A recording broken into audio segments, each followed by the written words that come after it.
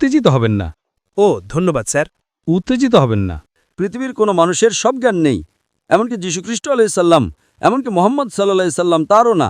শব্দগুলো যেখানে যীশু আলাইহিসসালাম বলেছেন আমি একজন নবী, আমি শুধুই একজন নবী, আমার ইবাদত করো না। আমি মামলাটা সাজাচ্ছি। মামলা সাজাচ্ছেন? তারপর একটি প্রশ্ন করব। ঠিক আছে, তাহলে আপনার মামলাটা কি মামলা সাজাচ্ছেন? আপনি একজন আসসালামু আলাইকুম প্রিয় দর্শক, ডাক্তার জাকির নায়েকি একজন খ্রিস্টান ধর্মের শিক্ষক 3টি চ্যালেঞ্জিং প্রশ্ন করে ফেললেন। ডাক্তার জাকির নায়েকি এই প্রথমবার ঘাবড়ে গেলেন প্রশ্ন শুনে। ডাক্তার জাকির নায়েকি জোর গলায় তিনি প্রশ্ন করছিলেন। ডাক্তার জাকির নায়েক তিনি চুপ করে শুনছিলেন। তখন ডাক্তার জাকির নায়েক কিন্তু রেগে উঠলেন তার জোর গলায় কথা বলার জন্য। ডাক্তার জাকির নায়েকি এমন কী প্রশ্ন করেছেন? ডাক্তার জাকির নায়েকি কিন্তু একের পর এক প্রশ্ন করছিলেন, যেমন কোরআনকে নিয়ে, নবীজিকে নিয়ে, আমাদের ইসলাম ধর্মকে নিয়ে। তো ভিডিওটি সম্পূর্ণ দেখলে কিন্তু বুঝতে পারবেন ডাক্তার জাকির নায়েক সেই খ্রিস্টান ভাইটির 3টি প্রশ্নের উত্তর দিতে পারবে কি না। এই ভিডিওটি সম্পূর্ণ দেখলে কিন্তু বুঝতে পারবেন। ডাক্তার জাকির নায়েক কিন্তু সেই ভাইয়ের প্রশ্ন শুনে কিন্তু চুপ হয়ে গেছিলেন। তো চলুন ডাক্তার জাকির নায়েক উত্তর দিতে পারলেন কি না এই ভিডিওটি সম্পূর্ণ না টেনে লাস্ট পর্যন্ত দেখার অনুরোধ রইল। ডাক্তার জাকির নায়েক কিন্তু খুবই কঠিন প্রশ্ন করে ফেলেছেন সে খ্রিস্টান ধর্মের শিক্ষক। তো চলুন ডাক্তার জাকির নায়েক উত্তর দিতে পারলেন কি না। তো ভিডিও শুরু করার আগে আপনারা যদি এরকম ইসলাম প্রচারিক ভিডিও দেখতে চান তো অবশ্যই আমাদের আল্লাহ আস্তা চ্যানেলটিকে সাবস্ক্রাইব করে রাখবেন। তো চলুন ডাক্তার জাকির নায়েক সে ভাইয়ের কি উত্তর দিলেন আমরা শুনে আসি। আমি এই সুযোগটির জন্য আকাঙ্ক্ষিত ছিলাম, কারণ আমি সাধারণত আপনাকে ইউটিউবে অনুসরণ করি। আপনার সহকর্মীদের মধ্যে যেমন সাবির আলী, আহমেদ দিদাত, আপনি হলেন প্রধান ধর্মরক্ষক। দুঃখিত, আমি মানব ইতিহাসের এই সময়ে আমি আপনাকেই প্রধান অ্যাপোলজিস্ট হিসেবে পেয়েছি, এবং আমি আজ এখানে এসেছি কারণ আমি বেশ নিশ্চিত যে আপনি আমার প্রশ্নের উত্তর ধর্মীয়ভাবে দেবেন। যখন আপনার কোনো বৈজ্ঞানিক প্রশ্ন থাকে আপনি একজন বিজ্ঞানীর কাছে যান এবং আপনি একটি যৌক্তিক উত্তর আশা করেন। যখন আপনার কোনো দার্শনিক প্রশ্ন থাকে আপনি একজন দার্শনিকের কাছে যান, কম যৌক্তিক কিন্তু অকাট্য উত্তরের আশায়। কিন্তু আজ আমি একটি ধর্মীয় প্রশ্ন করছি এবং আপনার কাছ থেকে আমার একটি ধর্মীয় উত্তর প্রয়োজন। ডাক্তার, যে প্রশ্নটি আমাকে বিভ্রান্ত করছে তা হলো ভাগ্যের প্রশ্ন। আমি জানি আপনি উৎপত্তি, অর্থ, নৈতিকতা এবং ভাগ্য সম্পর্কে বেশ পরিচিত, এবং আমার প্রশ্নটি কোরআনের উপর ভিত্তি করে। আমার 3টি প্রশ্ন আছে। আমার প্রথম প্রশ্নটি সূরা অধ্যায় 46 আয়াত নম্বর 9 থেকে এসেছে। আমি চিন্তিত নবী এবং তার অনুসারীদের ভাগ্য নিয়ে, কারণ এটি বলছে আমি জানি না আমার সাথে কি ঘটবে বা আমার অনুসারীদের সাথে। আমি শুধুমাত্র একজন স্পষ্ট সতর্ককারী। সুতরাং সেই প্রসঙ্গে আমি ভীষণ চিন্তিত। ভাগ্যটা কি? ভাই, জি স্যার। আপনি কি একটু ধীরে কথা বলতে পারেন? মানে গতিটা দ্রুত। জি স্যার। ঠিক আছে, উত্তেজিত হবেন না। ও ধন্যবাদ স্যার। উত্তেজিত হবেন না। আপনি কি প্রশ্নটা পুনরায় বলতে পারেন? আমি শুনেছি যে আপনি বলেছেন যে দার্শনিকের মতো হতে, আমি ওটা শুনেছি। আপনি বললেন কোরআন বলছে সূরা 40 আমি শুনেছি, ওটা কি 40? 46 আয়াত নম্বর 9। আয়াত নম্বর 9। আয়াত নম্বর 9 এটা কি বলে? এটা বলে যে নবী তিনি জানেন না তার সাথে কি ঘটবে বা তার অনুসারীদের। তিনি শুধুমাত্র একজন সতর্ককারী। ঠিক, তিনি শুধুমাত্র একজন সতর্ককারী। আমার প্রশ্ন এখন সেখান থেকেই উদ্ভূত। ভাগ্য কি? নবী এবং তার অনুসারীদের? ভাই প্রশ্নটি জিজ্ঞেস করেছেন, তিনি সূরা আহকাফ অধ্যায় 46 আয়াত নম্বর 9 উদ্ধৃত করছেন। আমি শুধু যাচাই করছি তার অনুবাদ সঠিক কিনা, মাঝে মধ্যে মানুষ ভুল অনুবাদ করে। 46:9 এটি বলো আমি রাসূলগণের মধ্যে মৌলিক কিছু নই এবং আমি জানি না আমার সাথে কি করা হবে বা তোমাদের, আমি শুধুমাত্র তাই অনুসরণ করি যা আমার প্রতি ওহী করা হয়, এবং আমি একজন স্পষ্ট সতর্ককারী ছাড়া আর কিছু নই। হ্যাঁ স্যার। আপনার অনুবাদ এবং এটার মধ্যে পার্থক্য আছে। এখানে ভাগ্য শব্দটি উল্লেখ নেই। আমি কি এটা পড়তে পারি দয়া করে? আপনি কি পড়ছেন? অনুবাদটি। কে ওটা অনুবাদ করেছেন? আপনি কি আমাকে অনুবাদকের নাম দিতে পারেন? অনুবাদক? আমি শুধু মূলটা আরবিতে। আপনি কি আরবি বোঝেন? না, আমি আরবি বুঝি না। তো আমি যদি আরবিতে পড়ি সেটা আপনার কাছে দুর্বোধ্য মতো হবে, তাই না? আমি যদি আরবিতে পড়ি সেটা ঈশ্বরের বাণী। পুরো কোরআনে আরবি একই, বাইবেলের মতো নয় যেখানে বাইবেলের 2000 বিভিন্ন সংস্করণ আছে, মূল পাণ্ডুলিপি ভিন্ন। কোরআনে একটাই কোরআন আছে, কিন্তু অনুবাদ ভিন্ন হতে পারে। তাই আমি আপনাকে জিজ্ঞেস করছি কার অনুবাদ আপনি পড়ছেন। আপনি আমাকে বলছেন না। কাল আপনি বলবেন আমি সালমান রুশদির অনুবাদ পড়ব, তো আমি কি সেটা বিশ্বাস করব? আমার কাছে শুধু কোরআন আছে, আমি অনুবাদটা জানি না। এটা কি সাবির নাকি ইউসুফ আলীর? আপনি যদি না জানেন তার মানে আপনি গবেষণার লোক নন। আপনি গবেষণার লোক নন, আপনি একজন শিক্ষক। আপনি যদি একজন শিক্ষক হন এবং যদি আপনি না জানেন কে অনুবাদ করেছে, তবে এটা খুবই বাজে শিক্ষক, খুবই বাজে শিক্ষক। আপনি যদি কোনো বিষয় শেখাতে যান, আমি একজন মেডিকেল ডাক্তার, আমি একজন প্রচারক, আমি যদি বাইবেল থেকে উদ্ধৃতি দেই, আমি আপনাকে বলবো King James Version, New International Version, Douay Version, New World Translation. আমি আপনাকে বলে দেব, আমি যা উদ্ধৃতি দেই আমি কিং জেমস ভার্সন থেকে উদ্ধৃতি দেই। বাইবেলে মূল পাণ্ডুলিপি ভিন্ন হয়, কোরআনে আরবি ভিন্ন হয় না, একই। কিন্তু যেহেতু আপনি আরবি জানেন না, আমরা অনুবাদের সাহায্য নিচ্ছি। আমি আপনাকে জিজ্ঞেস করছি কোন অনুবাদ, আপনি বললেন আমি জানি না। তো আপনি যদি না জানেন আপনি কিভাবে উদ্ধৃতি দিচ্ছেন? এটা কোরআন। এটা কোরআন নয়, কোরআন আরবিতে, কোরআন আরবিতে, ইংরেজিতে নয়। আপনি কি বুঝতে পারছেন? তো আপনি যদি কোনো অনুবাদ পান একজন অনুবাদকের যিনি সত্য নন, উদাহরণস্বরূপ আপনি বললেন আমি ডব্লিউ সেলের অনুবাদ করতে চাই, এখন সেল একজন খুবই অকাজের অনুবাদক। আপনি বুঝতে পারছেন তো? এই অনুবাদকরা কোরআনের ভুল অনুবাদ করেছে, আপনি বুঝতে পারছেন তো? আপনি যদি একটা ভুল অনুবাদ পান এবং মানুষকে বিভ্রান্ত করার চেষ্টা করেন, তবে আপনার ক্ষমা চাওয়া উচিত। তাই আপনি যদি অনুবাদকের নাম না জানেন, তার মানে আপনার গবেষণা খুবই দুর্বল। আমি যার কথা উল্লেখ করছি তিনি হলেন আব্দুল্লাহ ইউসুফ আলী। আপনি কি বুঝতে পারছেন? বুঝতে পারছি, আমি এখানে যা উদ্ধৃতি দিয়েছি তা হলো আব্দুল্লাহ ইউসুফ আলী। আপনি কি বুঝতে পারছেন? বুঝতে পারছি। আপনি কোন অনুবাদকের উদ্ধৃতি দিচ্ছেন আপনি জানেন না, তাই আপনি বাড়ি যান এবং আপনার গবেষণা করেন। তাই শুধু আমি অনুবাদটা পড়ব, এটা নির্ভরযোগ্য অনুবাদ। বলুন স্যার। বলো, আমি রাসূলগণের মধ্যে নতুন কিছু নই এবং আমি জানি না আমার সাথে কি করা হবে। তার মানে তিনি জানেন না ভবিষ্যতে কি ঘটবে, ভাগ্য নয়। আমি শুধুমাত্র তাই অনুসরণ করি যা আমার প্রতি ওহী করা হয়। ঈশ্বর যা বলেছেন আমি তাই অনুসরণ করছি। ঈশ্বর যা বলেছেন আমি তাই অনুসরণ করছি এবং আমি একজন স্পষ্ট সতর্ককারী ছাড়া আর কিছু নই। এ আয়াতে কোনো সমস্যা নেই। তো এ আয়াতে সমস্যাটা কি? সমস্যাটা হলো দোদুল্যমানতা। নবী দোটানায় আছেন, তিনি অস্থির হয়ে পড়ছেন এবং বুঝতে পারছেন না তার সাথে কি ঘটবে। কোনো মানুষই জানে না। কোনো মানুষ নয়, এমনকি যীশুখ্রিস্টও জানেন না। এটা গসপেলে উল্লেখ আছে, বাইবেলে। কোনো মানুষ সেই প্রহরের সম্পর্কে জানে না, এমনকি ফেরেশতারাও না, এমনকি মানবপুত্রও না, ঈশ্বর ছাড়া। তো তার মানে যীশুখ্রিস্ট আলাইহিসসাল্লাম তিনি কি একজন প্রতারক? না। যীশুখ্রিস্ট আলাইহিসসাল্লাম বলেন যে আমি ভবিষ্যৎ জানি না। আপনি কি করবেন? আপনি কি করবেন? Stop. Boom. See. যীশুখ্রিস্ট আলাইহিসসাল্লাম বাইবেলে বলেন আমি জানি না। এবং একজন মানুষ সবকিছু জানতে পারে না। কিছু জিনিস আপনি জানেন, কিছু জিনিস জানেন না। তার মানে যীশুখ্রিস্ট একজন মানুষ ছিলেন, নবী মুহাম্মদ সাল্লাল্লাহু আলাইহি ওয়াসাল্লাম একজন মানুষ ছিলেন, দুজনেই ঈশ্বর ছিলেন না। ঈশ্বর বলতে পারেন না আমি জানি না। তো এটা নবী মুহাম্মদ বলছেন। ঠিক, প্রত্যেক মানুষ বলতে পারে না যে না আমি সবকিছু জানি। সে একজন বোকা, সে মানুষকে ধোঁকা দিচ্ছে। এবং নবী মুহাম্মদ সাল্লাল্লাহু আলাইহি সাল্লাম, নবী মুহাম্মদ সাল্লাল্লাহু আলাইহি ওয়াসাল্লাম ওটা বলেছেন, নবী যিশু বাইবেলে বলেছেন। সমস্যাটা কি? যদি তারা না জানে, তারা মানুষ। একজন মানুষকে ভবিষ্যৎ জানতে হবে না। সমস্যা। আপনি কি আমাকে বলতে পারেন কোনো মানুষ সবকিছু জানে? না। তার মানে আপনি বৈজ্ঞানিক নন, আপনি যৌক্তিক নন, আপনি বাইবেল জানেন না, আপনি কোরআন জানেন না। আপনি এখন কি করবেন? তিনি কি নবী নন? দুঃখিত, তিনি কি নবী নন? কে নবী নন? নবী সবকিছু জানেন না। এখানে পরিষ্কারভাবে উল্লেখ আছে, আমি শুধুমাত্র তাই অনুসরণ করি যা আমার প্রতি ওহী করা হয়। নবী শুধুমাত্র সেই বিষয়গুলো জানেন যা সর্বশক্তিমান ঈশ্বর প্রকাশ করেন। সুতরাং এমন কিছু জ্ঞান আছে যা কোনো মানুষ জানে না, কিন্তু সর্বশক্তিমান ঈশ্বর একজন নবীকে বলেন, নবী মুহাম্মদ সাল্লাল্লাহু আলাইহি সাল্লাম কিংবা নবী, তো সেই জ্ঞান যা ভাই, আমি আপনার সাথে কথা বলছি, আমি আপনাকে উত্তর দিচ্ছি আর আপনি নিচের দিকে তাকাচ্ছেন আমি শুনছি স্যার। এবং আপনি অন্য কিছু পড়ছেন। না না না, শুধু কোরআন। আমি কোরআনের দিকে তাকাচ্ছিলাম স্যার। না, তবে আমার দিকে তাকান, আমি উত্তর দিচ্ছি। আমি মনোযোগ দিয়ে শুনছি স্যার। দুটি কাজ একসাথে করতে পারেন না। দুঃখিত স্যার, সমস্যা নেই। তো সর্বশক্তিমান ঈশ্বর, রাসূলগণ হলেন সর্বশক্তিমান ঈশ্বরের মনোনীত মানুষ। মনোনীত মানে তারা অসাধারণ, তারা মানুষ, তাদের মানবিক গুণাবলী আছে, কিন্তু তারা অসাধারণ। সর্বশক্তিমান ঈশ্বর তাদের সাথে কথা বলেন। তো যদি সর্বশক্তিমান ঈশ্বর কোনো রাসূলকে কোনো জ্ঞান দেন, তার কাছে সেটা থাকে। তার কাছে সব জ্ঞান নেই, সব জ্ঞান শুধুমাত্র ঈশ্বরের আছে। পৃথিবীর কোনো মানুষের সব জ্ঞান নেই, এমনকি যীশুখ্রিস্ট আলাইহিস সালাম, এমনকি মুহাম্মদ সাল্লাল্লাহু আলাইহি সাল্লাম তারও না। যা কিছু ঈশ্বর তাদের কাছে প্রকাশ করেন তারা তা জানে। সেটাই এখানে বলা হচ্ছে, যা আমার কাছে প্রকাশ করা হয় আমি বলি। তো কিন্তু যদি তারা এমন কিছু জানে যা ঈশ্বর তাদের সাথে সরাসরি বলেন, তাদের রাসূল বলা হয়। তারা সাধারণ মানুষের ঊর্ধ্বে, তারা মানুষ, কিন্তু তারা শ্রেয়, কারণ ঈশ্বর তাদের কাছে সরাসরি ওহী পাঠান। ঈশ্বর আপনার আমার কাছে সরাসরি ওহী পাঠান না।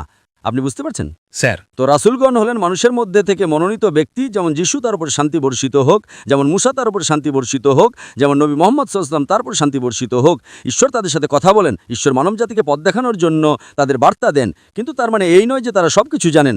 তো এটা একটা ভুল ধারণা। আশা করি এটা পরিষ্কার হয়েছে।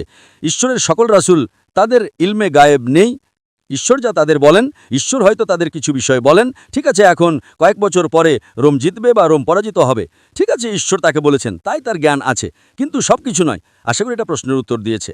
ধন্যবাদ, স্বাগতম। দ্বিতীয় প্রশ্নটি, ঠিক আছে আমার 3টি প্রশ্ন আছে স্যার। আমি আপনাকে দেব, কোনো সমস্যা নেই, আমি আপনাকে ভালোবাসি। আমিও আপনাকে ভালোবাসি। সাধারণ নিয়ম হলো একবারে একটা প্রশ্ন, কিন্তু যেহেতু আমি আপনাকে ভালোবাসি আমি আপনাকে দ্বিতীয় প্রশ্ন করার সুযোগ দেব, সমস্যা নেই। ধন্যবাদ স্যার, আপনাকে স্বাগতম। আমাকে উদ্ধৃতি দেওয়ার অনুমতি দিন, তবে কোরআন থেকে উদ্ধৃতি দেওয়ার মতো আমি কোনো বিশেষজ্ঞ নই। আমি অনেকবার শুনেছি যখন আপনি উত্তর পাওয়ার চেষ্টা করেন খ্রিস্টানদের কাছ থেকে যীশুখ্রিস্টের ঈশ্বরত্ব সম্পর্কে, আপনি সবসময় বলেন যে আপনি এমনকি প্রতিজ্ঞা করেন যে যদি কোনো খ্রিস্টান আপনাকে একটিও স্পষ্ট বাক্য দিতে পারে, অস্পষ্ট নয় এমন, অস্পষ্ট নয় এমন, একদম স্বচ্ছ, আপনি বলেন আপনি খ্রিস্টান হয়ে যাবেন। আমাকেও একই মানদণ্ড ব্যবহার করার অনুমতি দিন, ঠিক সেই হুবহু শব্দের মানদণ্ড যা আপনি সাধারণত খ্রিস্টানদের জিজ্ঞেস করেন। ড জাকির নায়েক, দয়া করে আমাকে কোরআন থেকে দেখান ঠিক এই শব্দগুলো যেখানে যীশু আলাইহিসসালাম বলেছেন আমি একজন নবী, আমি শুধুই একজন নবী, আমার ইবাদত করো না। কোরআন থেকে একটি স্পষ্ট বা দ্ব্যর্থহীন উক্তি। ঠিক আছে, কোরআনের সূরা ইমরান অধ্যায় 3 আয়াত 49 উল্লেখ আছে, যিশু আলাইহিসসালাম রাসূল হিসেবে প্রেরিত হয়েছিলেন বনি ইসরায়েলদের জন্য। It's mentioned in Surah Saf, chapter number 61, verse number 6. যে আমি বনি ইসরায়েলদের জন্য রাসূল হিসেবে প্রেরিত হয়েছি। প্রথম অংশ আমি শেষ করেছি, দ্বিতীয় অংশ বলো যে আমার ইবাদত করো না, ঠিক আছে সেটাও আছে। It is mentioned in Surah Ma'idah, chapter number 5, verse number 73. لَقَدْ كَفَرَ الَّذِينَ قَالُوا إِنَّ اللَّهُ هُوَ الْمَسِيحُ ابْنُ مَرْيَمَ. তারা কুফরি করছে, তারা ধর্মদ্রোহিতা করছে, যারা বলে মরিয়ম পুত্র যিশুই আলাইহিসসালাম আল্লাহ। وقال المسيح কিন্তু খ্রিস্ট আলাইহিসসালাম বলেছেন اعبدوا الله واشهد الله ربي وربكم. আল্লাহর ইবাদত করো যিনি আমার প্রভু এবং তোমাদের প্রভু। إنه من يشرك بالله যে কেউ আল্লাহর সাথে শরীক করে فقد حرم عليه الجنة আল্লাহ তার জন্য জান্নাত হারাম করে দেবেন ومأواه النار وما للظالمين من أنصار. এবং আগুন হবে তার থাকার জায়গা এবং পরকালে তার কোনো সাহায্যকারী থাকবে না। আমি আপনার চ্যালেঞ্জ পূরণ করেছি, কিন্তু ভাই আপনাকে বলি, যদি কেউ বলে আমি একজন নবী, তবে এটা বলার দরকার নেই যে আমার ইবাদত করো না। আমি যদি বলি আমি একজন মানুষ, আমাকে বলতে হবে না যে আমার পূজা করো না। মানুষের গুণ তো খোদা হওয়া নাই, নবী মানেই তিনি খোদা নন। তাই এটা বলা বোকামি যে দেখো আমি একজন নবী, আমার ইবাদত করো না। আমি আপনার আবদার পূরণ করেছি। Because I love you. কিন্তু আপনার চ্যালেঞ্জটা অযৌক্তিক। আপনি যদি বলেন আমাকে যে কোনো জায়গায় দেখান যে তিনি বলছেন তিনি একজন নবী, ব্যাস শেষ, বুঝতে পারছেন তো? তখন আমাকে আর বলতে হবে না যে আমার ইবাদত করো না। কিন্তু আমি আপনাকে দুটোই দেখিয়েছি। Because I love you. I love you. শেষ প্রশ্ন স্যার, যদি আমাকে অনুমতি দেন, কোরআনের এই ভিত্তির উপর নির্ভর করে আমাকে এই প্রশ্নটি করার অনুমতি দিন।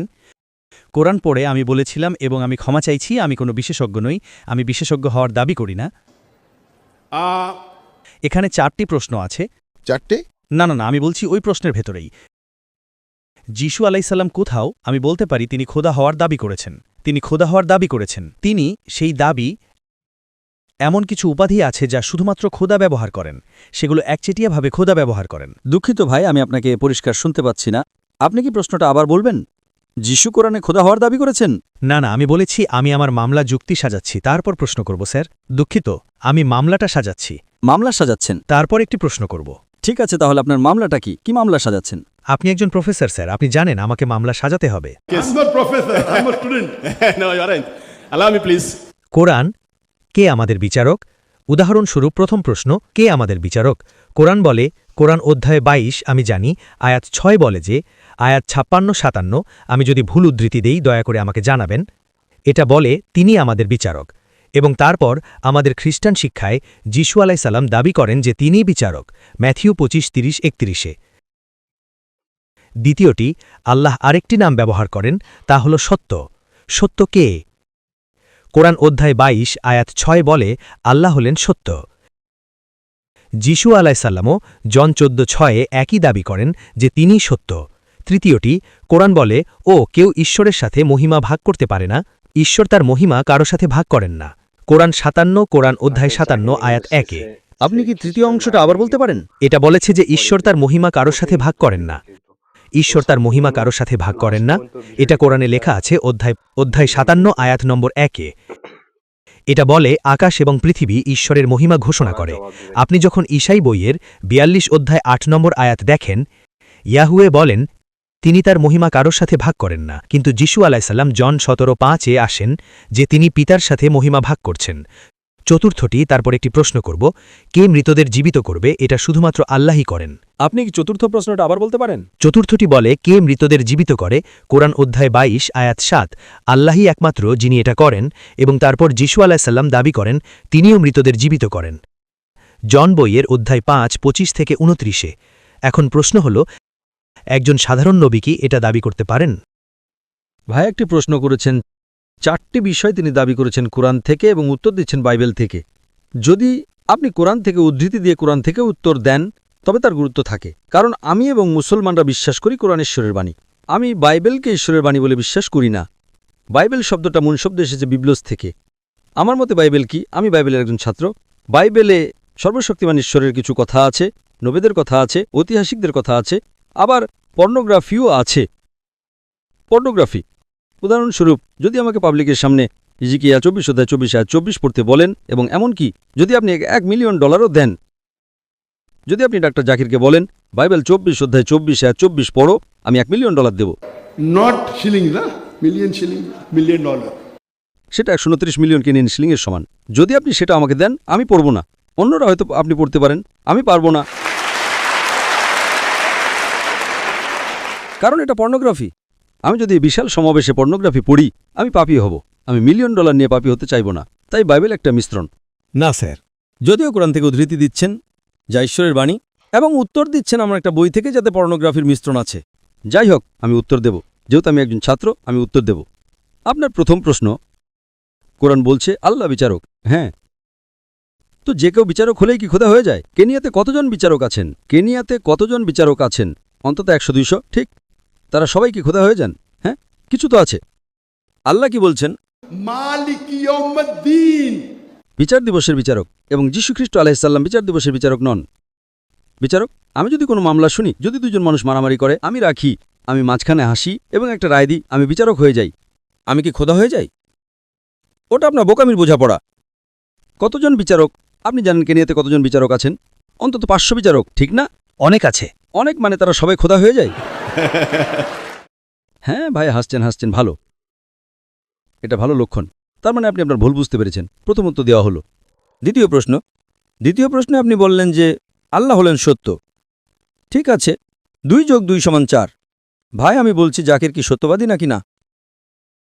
2 + 2 = 4। আমি কি সত্যবাদী নাকি আমি মিথ্যে কথা বলছি? এটা সত্য। আমি কি খোদা? আপনি ঠিক। আমি কি খোদা হয়ে যাই? না। যাই হোক, আমি উত্তর দেব। আপনি যে উদ্ধৃতি দিচ্ছেন তা হলো গসপেল অফ জন অধ্যায় 14 আয়াত 6। আমি পথ, সত্য আর জীবন, আমার মাধ্যমে ছাড়া কেউ পিতার কাছে আসতে পারে না। আপনি কি প্রসঙ্গটা জানেন? আমাকে জানান। আপনি বললেন আপনি বাইবেলের একজন স্কলার, ঠিক? আমি বলি আমি একজন ছাত্র। না, বাইবেলের। হ্যাঁ। আপনি শিক্ষক না। ও, ওটার মধ্যে পার্থক্য আছে। শিক্ষক, একজন স্কলার, এবং হ্যাঁ। আপনি শিক্ষক না। হ্যাঁ। আপনি বাইবেলের শিক্ষক। না, আমি বলেছি আমি পেশায় একজন শিক্ষক, কিন্তু আমি বাইবেল শিক্ষার একজন ছাত্র। ঠিক আছে, কিন্তু আপনি বাইবেলের শিক্ষক হিসেবে জানেন। হ্যাঁ, আমি জানি স্যার। ও, আপনি বাইবেল শেখান এবং আপনি একজন ছাত্র। আপনি শিক্ষক এবং ছাত্র উভয়ই। ঠিক আছে। হ্যাঁ, আমি তাই। আপনি কি প্রসঙ্গটা জানেন? আপনি গসপেল অফ জন অধ্যায় 14 আয়াত 6 উদ্ধৃতি দিলেন। আমি আমার মস্তিষ্ক থেকে বলছি। আপনি কি প্রসঙ্গটা জানেন? আপনি কি 1 নম্বর আয়াত জানেন? হ্যাঁ, আমি জানি। ঠিক আছে, ওটা কি বলে? ওটা বলে যে আমি চাচ্ছি, আমি তোমাদের জন্য একটি জায়গা প্রস্তুত করতে চাচ্ছি। না, 1 নম্বর ওটা বলে না। 1 নম্বর কি বলে? আপনি বাইবেল খুলতে পারেন, আমি বলবো। আপনি বাইবেল খুলুন, আমি আমার মাথা থেকে বলবো। খুলুন। আপনি আমাকে উদ্ধৃতি দিতে সাহায্য করতে পারেন। আমি আপনাকে সাহায্য করতে পারি। আপনি একজন শিক্ষক, আমি একজন ছাত্র।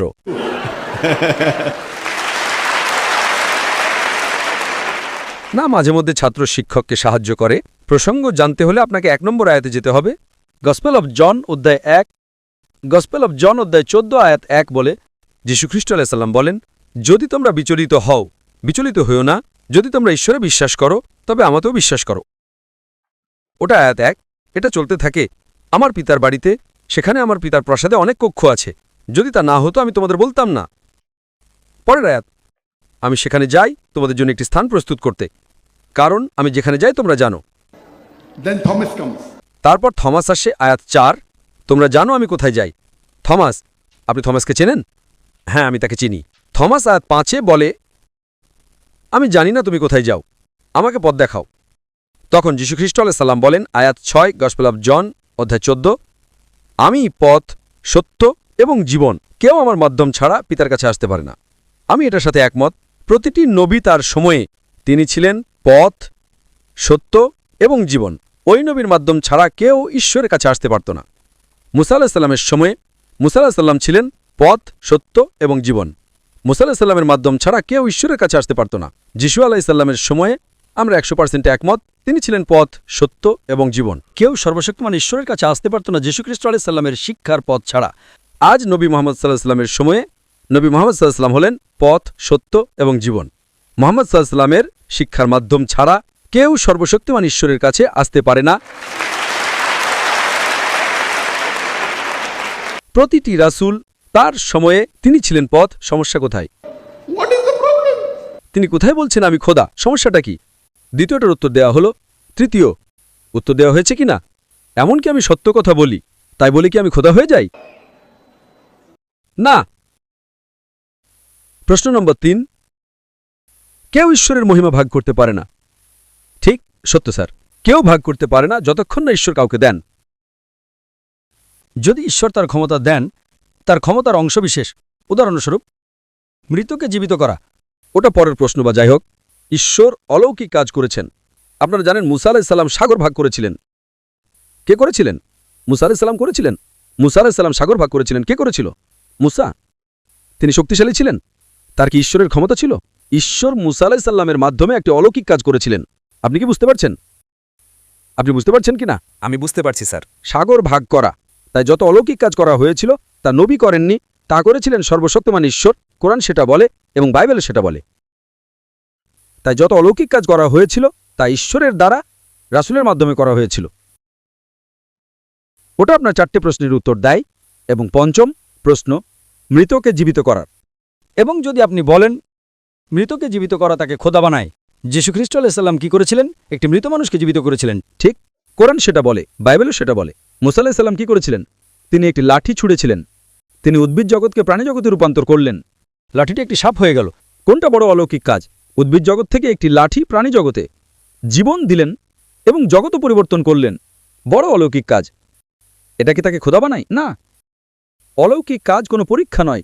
যীশুখ্রিস্ট আলাইহিস সালাম বলেন অনেক ভণ্ড খ্রিস্ট এবং ভণ্ড নবী আসবে।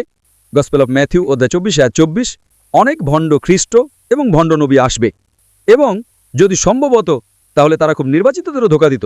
তাই অলৌকিক কাজ কোনো পরীক্ষা নয়। তার মানে আপনি আপনার বাইবেল পড়ছেন না। অলৌকিক কাজ কোনো পরীক্ষা নয়। যত অলৌকিক কাজ করা হয়েছিল তা সর্বশক্তিমান ঈশ্বরের দ্বারা রাসূলগণের মাধ্যমে করা হয়েছিল। Hope that answers all your 4 questions. কৃতজ্ঞ। তো প্রিয় দর্শক, আপনারা দেখলেন সেই খ্রিস্টান ধর্মের শিক্ষক, সেই ভাইটি কিন্তু ডাক্তার জাকির নায়েককে একের পর এক প্রশ্ন করে যাচ্ছিলেন। 3টি চ্যালেঞ্জিং প্রশ্ন করেছিলেন সেই খ্রিস্টান ধর্মের শিক্ষক। তো ডাক্তার জাকির নায়েক মাশাআল্লাহ সেই সব প্রশ্নের উত্তরটি দিলেন। হ্যাঁ প্রিয় দর্শক, ডাক্তার জাকির নায়েক যুক্তির সাথে কিন্তু সেই খ্রিস্টান ধর্মের ভাইটিকে কিন্তু কঠিন উত্তর দিলেন। এই জন্য ডাক্তার জাকির নায়েককে আমরা জ্যান্ত কমেডি বলে থাকি। ডাক্তার জাকির নায়েককে একের পর এক কিন্তু প্রশ্ন করে যাচ্ছিলেন নবীজিকে নিয়ে, কোরআনকে নিয়ে, কিন্তু ডাক্তার জাকির নায়েক তার সব প্রশ্নের উত্তর দিতে সক্ষম হয়েছেন। মাশাআল্লাহ, ডাক্তার জাকির নায়েকে এভাবে যেন দীর্ঘজীবী হয়ে থাকুন। ডাক্তার জাকির নায়েক যেন এভাবেই উত্তর দিয়ে যান সবারই। তো প্রিয় দর্শক, এই ভিডিওটি আপনাদের কেমন লাগলো অতি অবশ্যই কিন্তু কমেন্ট বক্সে জানিয়ে যাবেন। ডাক্তার জাকির নায়েকের নিত্য নতুন ভিডিওগুলো আপনাদেরকে কেমন লাগছে অতি অবশ্যই বলবেন। আর এরকমই ইসলাম প্রচার ভিডিও পেতে হলে কিন্তু আমাদের চ্যানেলটিকে সাবস্ক্রাইব করতে ভুলবেন না। তো ভিডিওটিকে বেশি বেশি করে শেয়ার করে দিবেন, আমাদের মা বোনদেরকে দেখার সুযোগ করে দিবেন। তো দেখা হবে নতুন একটি ভিডিওর সাথে।